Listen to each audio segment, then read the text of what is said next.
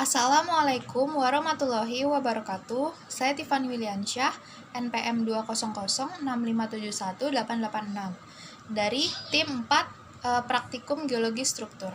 Nah, di sini saya ingin menentukan pola singkapan pada peta kontur yang telah diberikan.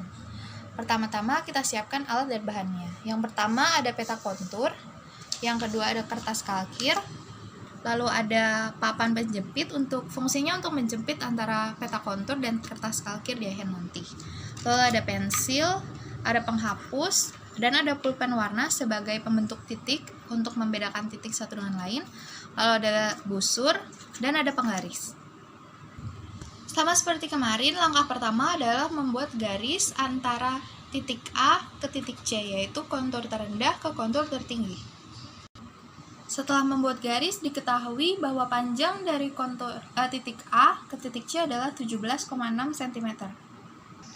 Langkah berikutnya adalah menarik garis dari titik B untuk menyilang ke garis AC, tapi kita harus menggunakan rumus terlebih dahulu.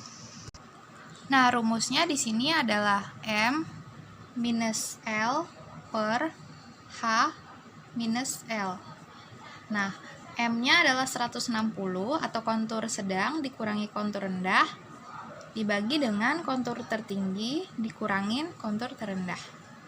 Nah, di sini kita bisa dapatkan hasilnya adalah 60 per 100 atau 3/5. Nah, langkah berikutnya adalah 3/5 ini kita kalikan dengan panjangnya kontur antara A dan C, yaitu 17,5. Nah, hasil yang didapatkan adalah 10,5 cm. Langkah selanjutnya adalah menarik garis dari titik B untuk menyilang ke titik A dan C. Nah, di 10,5 cm dihitung dari titik C. Sudah kita tarik garis, maka persilangan antara titik ini kita beri nama titik B aksen. Langkah selanjutnya adalah kita buat garis bantu yang mana lurus dengan kontur ini, menggunakan garis titik-titik. Kita sudah membuat garis bantu. Nah, sudut di sini kita akan hitung menggunakan busur. Sudut ini adalah sudut strike. Setelah kita hitung, strike-nya adalah 62 derajat. Langkah selanjutnya adalah menentukan dip-nya.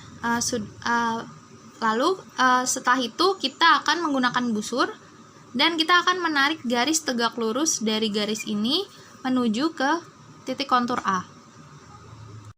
Setelah menarik garis tegak lurus, kita perumpamakan titik ini adalah titik P dan titik ini adalah titik O. Nah, sudut yang berada di sini adalah sudut dip yang harus kita cari. Pertama-tama, caranya adalah mencari panjang dari B aksen ke titik P, lalu mencari panjang dari P ke titik O. Setelah diukur menggunakan penggaris, titik B aksen ke P panjangnya 5,1 cm dan P ke O panjangnya 4,9 cm. Langkah berikutnya adalah mengkonversikan 5,1 cm ke dalam feet dan 4,9 cm ke dalam feet.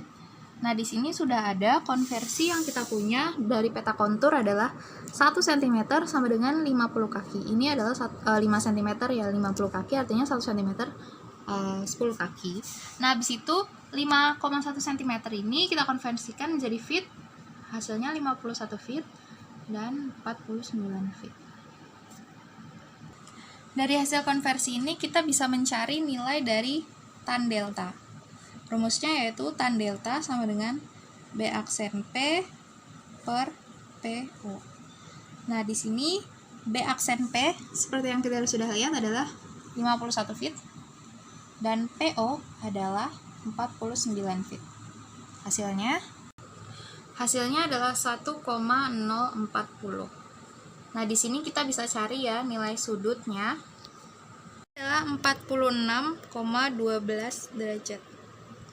Ini adalah nilai dipnya. Nah, lalu bagaimana mengetahui arah dipnya? Arah dipnya, cara mengetahuinya adalah menggunakan kaidah tangan kiri. Seperti ini, saat strike-nya adalah telunjuk, lalu dipnya dan arah dipnya adalah jari jempol. Jadi, saat strike-nya menunjuk ke sana dan dipnya menuju ke sini, maka arah dipnya adalah southeast, yang mana artinya arah dipnya adalah south 46,12 derajat east. Langkah selanjutnya adalah membuat garis kontur untuk setiap kontur yang ada di peta ini. Kita membutuhkan rumus, yaitu rumus spacing line. Rumusnya adalah jarak antara kontur per tan delta. Jarak antara kontur di sini adalah ada kontur 100, 110, maka jaraknya adalah 10. Dibagi tan deltanya yang sudah kita ketahui 1,040. Hasilnya adalah 9,6 feet. Nah, kita konversikan ke cm, maka hasilnya adalah 0,9 cm. Nah, 0,9 cm ini akan kita masukkan melalui maaf untuk sebelumnya. Langkah selanjutnya adalah kita menggunakan kertas kalkir. Yang mana tadi spacing line yang telah kita temukan yaitu 0,9 cm akan kita gambar di kertas kalkir yang berada di atas peta kontur yang telah kita siapkan. Sebelumnya kita harus menjepit peta kontur dengan kertas kalkir agar letak titiknya tidak berubah. Nah, akan tampak seperti ini saat kertas kalkir berada di atas peta kontur. Langkah pertama kita buat garis bantu di atas kertas kalkir ini. Kita buat garis kontur B dan garis kontur CKA untuk sebagai garis pembantu. Langkah berikutnya, tadi sudah kita ketahui bahwa spacing line-nya adalah 0,9 cm. Lalu kita buat melalui garis kontur B ini, kita buat 0,9 cm yang jumlahnya sama banyaknya dengan kontur di bawah kontur B. Yaitu ada kontur 150, 140, 130, 120, 110, dan ada 100. Maka dari itu kita akan buat 1, 2, 3, 4, 5, dan 6 kontur di bawah garis kontur B ini.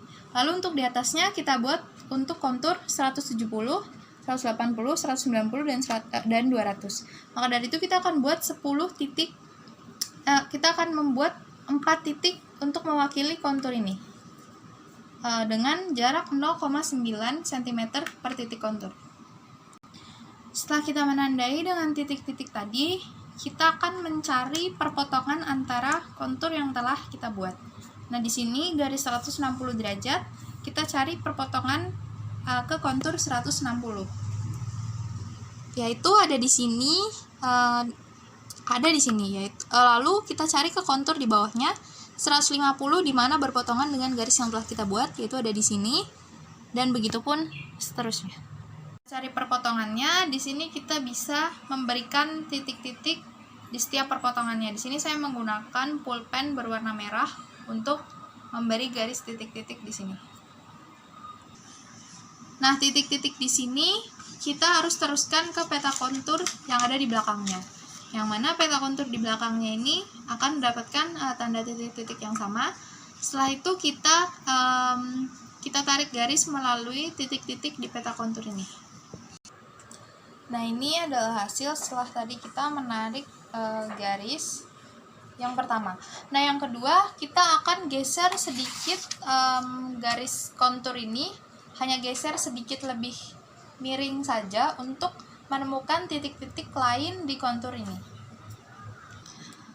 Nah, setelah kita geser sedikit kertas kalkir tadi, kita bisa tentukan titik-titik baru yang memotong kontur-kontur tersebut. Kita beri tanda menggunakan warna hitam di halaman sebaliknya, lalu kita akan hubungkan seperti langkah sebelumnya. Nah, setelah kita garis dengan jelas, kita dapatkan bahwa garis kontur pertama tadi adalah garis ini, lalu garis kontur kedua adalah garis ini. Nah, untuk membedakan kontur tersebut, kita akan mewarnai garis yang berada di bidang yang berada di tengah-tengah garis sini, yaitu adalah yang bidang sini dan bidang ini. Kita warnai dengan warna hijau. Nah, setelah diwarnai, ini adalah hasil dari peta kontur yang telah kita buat tadi. Kalau begitu, sampai di sini saja. Kurang lebihnya mohon maaf. Wassalamualaikum warahmatullahi wabarakatuh. Terima kasih telah memperhatikan.